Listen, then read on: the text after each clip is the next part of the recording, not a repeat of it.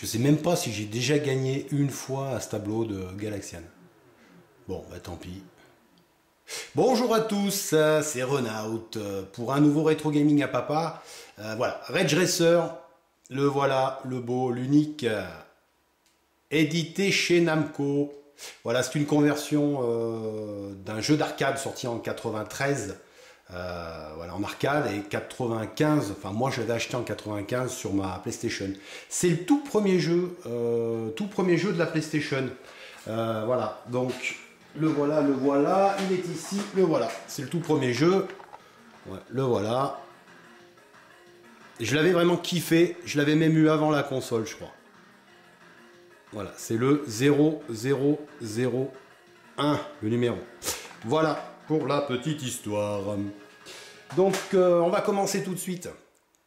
On rentre dans les options. Donc, vous aurez qu'une seule course, un seul circuit, pardon. Vous aurez un seul circuit urbain qui est très bien fait, certes. Mais bon, il n'y en a qu'un. Il est divisé en 2 ou 3 parties. C'est ce qui définira la difficulté de vos circuits. Beginner 2 tours, ça ira un petit peu plus vite après avec 200 km/h pour mid-level 3 tours, high level, et 4e course sur le time trial, vous vous battrez contre le temps et contre un rival. Voilà pour les courses. Transmission, c'est du classique, automatique ou manuel. Vous pourrez choisir entre 4 voitures.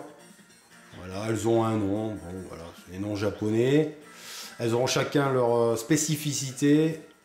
Voilà, l'accélération, la maniabilité, la handling, la traction et la vitesse maximum. Voilà. Ensuite, vous pourrez choisir votre musique pendant votre piste pendant votre course. Il y en a 6. Bon, c'est pas le point fort du jeu, hein. Franchement, la musique, c'est pas terrible, c'est une espèce de techno japonaise, c'est assez insupportable. Bon, ça peut-être à l'époque, c'est de la dance dans les années 90, mais là, bon. Là, derrière écouter, ça me casse plus la tête qu'autre chose. Dans les options, bon bah, rien d'incroyable. On pourra changer la configuration de ses boutons, écouter les musiques ou choisir ses musiques. Et vous pourrez regarder vos meilleurs temps, vos meilleurs tours et sauvegarder vos circuits. Voilà.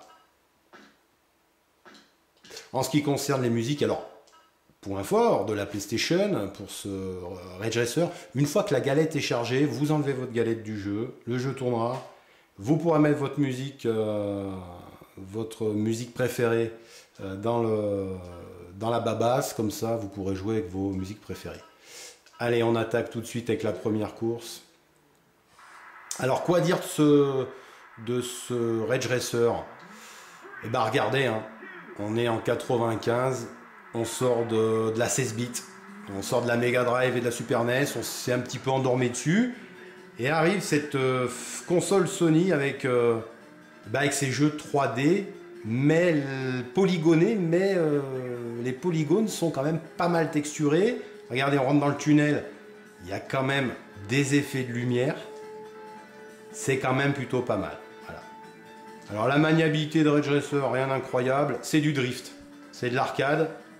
On freine même pas, hein. On va à fond, on lâche l'accélérateur, on se laisse glisser et on réaccélère et on essaie de récupérer sa trajectoire.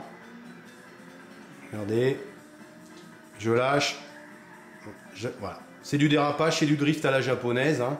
D'ailleurs les véhicules, bon, c'est pas des véhicules de grand tourisme, c'est des voitures, espèce de réplique un peu de voitures japonaises. Voilà, c'est pas... Voilà, vous voyez, on glisse. Bon, et puis alors, un point négatif, parce qu'il en faut bien dans le jeu, malgré tout, c'est les collisions, hein, qui sont pas extraordinaires.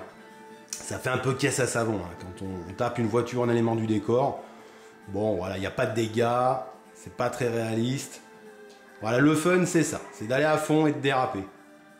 Bon, ça va pas super vite, là, le défilement, parce que c'est la première course. On va qu'à 160 km/h. Donc le but, c'est d'arriver premier, hein. D'arriver premier, de finir les 3 courses plus le time trial. Et ensuite, la seule bonne idée qu'ils ont trouvée, c'est qu'après la cinématique de fin, et pour continuer un petit peu de jouer, vous pourrez refaire les 4 mêmes circuits, mais à l'envers, hein, en reverse tout simplement. Voilà. Puis ça vous permettra aussi de débloquer des voitures un petit peu plus puissantes pour aller encore un peu plus vite. Voilà, ça c'est plutôt sympa. Voilà, on dérape. Voilà la beauté des graphismes, de ces polygones texturés. La route et le bitume est très bien fait. Les animations, regardez l'avion qui passe au-dessus. Voilà, c'est plutôt pas mal. L'hélicoptère aussi qui vous suit, comme pour filmer la course. Voilà, et puis vous voyez les magasins, les panneaux publicitaires sur les jeux Namco. Bon, la première course, hein, ça va pas très vite, c'est plutôt assez facile, mais bon, ça permet de se faire la main sur 2 tours et de comprendre un petit peu la subtilité du gameplay. Voilà. Donc on devrait...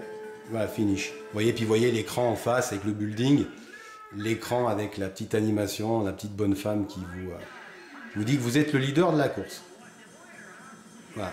Puis alors cette techno japonaise qui est assez horrible. Voilà, game over. Bon, on a gagné, mais c'est game over quand même. J'adore. Allez, on va passer tout de suite à la deuxième course. Donc vous voyez, on voit les lauriers en bas, winner, pour vous dire que vous avez gagné la course. On va passer tout de suite à la deuxième. Voilà. Donc PlayStation qui arrive avec ce fabuleux Ridge Racer. Ridge Racer, il arrive avec ses graphismes, sa fluidité. Et puis malheureusement enterre la Saturn. Prenez Daytona USA par exemple. Bon, le jeu était sympa à sa sortie, mais on s'est très vite aperçu que c'était pas... On était quand même très loin de l'arcade. Pour preuve, hein, ils ont sorti une autre version l'année d'après, je crois. Voilà, c'est la Circuit Edition. Bon, il y a moins de... Voilà, il y a un petit peu moins de défauts. Ils ont corrigé quelques trucs.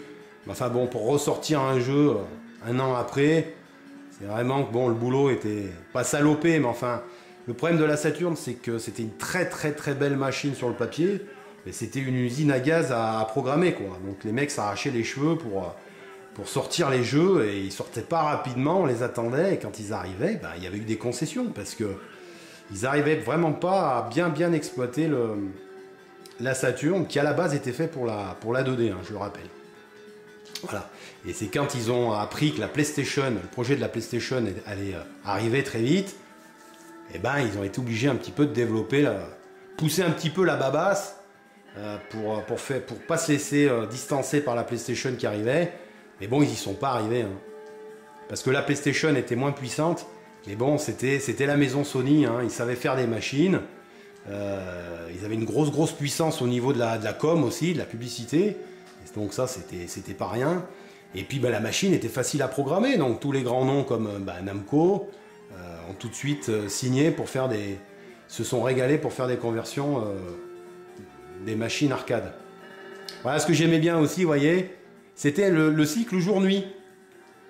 Voilà, pendant qu'on roule, la nuit tombe. Voilà, les buildings sont allumés, c'est plus sombre, voilà. La lumière est bien différente. Voilà, le ciel est étoilé. Ça à l'époque, il n'y avait aucun jeu qui pouvait retranscrire ça, quoi. Ah, ça va déjà un petit peu plus vite, vous voyez, un peu plus de rythme. Vous voyez là, regardez les camions qui passent au-dessus du pont. Il y a plein d'animations, quoi. Là, le décor change rien qu'avec la lumière. Ça, fallait y penser. Fallait y penser, c'est original. Et ça, la PlayStation, savait le faire. Voilà, l'hélicoptère qui filme la course. Voilà, le pont. Regardez ces textures de roche. Ça, c'était, pour l'époque, c'était un régal, c'était réaliste, quoi. Voilà. Bravo Namco. Vous voyez, le jour se lève, on commence à voir les nuages. Bon, ça va un peu vite, mais bon, voilà, c'était... En 95, c'était un régal. Hein. Voilà, l'avion qui passe. Un coup de drift, coup de dérapage. Arcade et fun. Bon, Namco, voilà, Namco... très vieille maison, Namco. Hein, ils ont commencé, je crois, en 55. Alors, ils faisaient pas des jeux vidéo, bien sûr. Ils faisaient des chevaux à la bascule, je crois, et des manèges. Et puis très vite, ils ont Ils ont prospéré et puis très vite dans les années 70, ils ont commencé à se pencher sur le... Voilà, premier, bravo. Ils se sont penchés sur le jeu vidéo, ils ont compris que c'était un marché très lucratif, très intéressant. Et ils ont développé l'arcade déjà en 68 avec un premier jeu qui était BG. Et puis ensuite, bah, Galaxian en 78. Ensuite, on a eu quoi? Il y a eu des grands...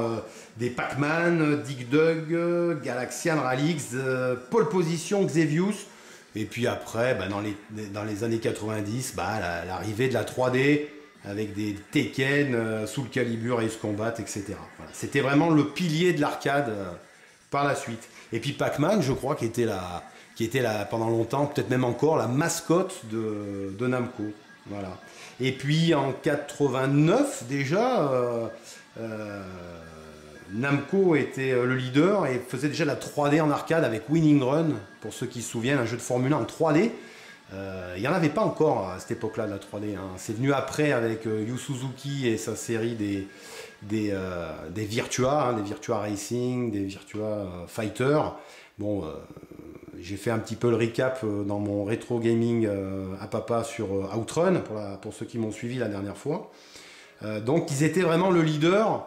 Et les autres marques, ben, comme Sega, essayaient toujours de faire concurrence à Namco, mais bon, c'était pas évident, parce que c'était vraiment des Golgoth, voilà. Et puis sur console, ils nous ont fait toutes ces conversions qu'on attendait, nous, à chaque fois, là, les Tekken, toutes les séries, 1, 2, 3, etc. Bon, et puis pour finir, pour Edge Racer, bon, ben, il y a eu des suites, hein, bon, le 2, moi, je l'ai pas vraiment apprécié, il n'y avait pas vraiment de différence avec le 1, il innovait pas vraiment. C'était pas terrible. Par contre, je vous conseille Rage Racer, qui est avec un magnifique écusson, qui est le troisième. Et là vraiment, on a de la vitesse, on a encore des graphismes plus fins, plus beaux, peut-être même moins de clipping, de choses comme ça. Et puis bon, ça innove un peu plus de véhicules. Voilà, un petit peu plus beau, un petit peu plus long. Très sympa. Et puis le Ridge Racer 4, le type 4. Voilà. Très bien aussi. Mais bon, moi je reste sur le 1 et le 3. Je vous les conseille. Voilà. Et bien, voilà pour ce Ridge Racer. Je ne vais pas vous montrer tous les circuits. Le jeu est assez court. Il est fini en 2-3 heures si vous voulez tout débloquer. Mais bon, ça reste sympa. C'est de l'arcade à la maison. C'est toujours un plaisir d'y rejouer. Ben, j'espère que ça vous a fait plaisir. Merci de m'avoir suivi pour ce nouveau rétro gaming à papa, Jean Bafouille. C'était Renault. À très bientôt. Salut!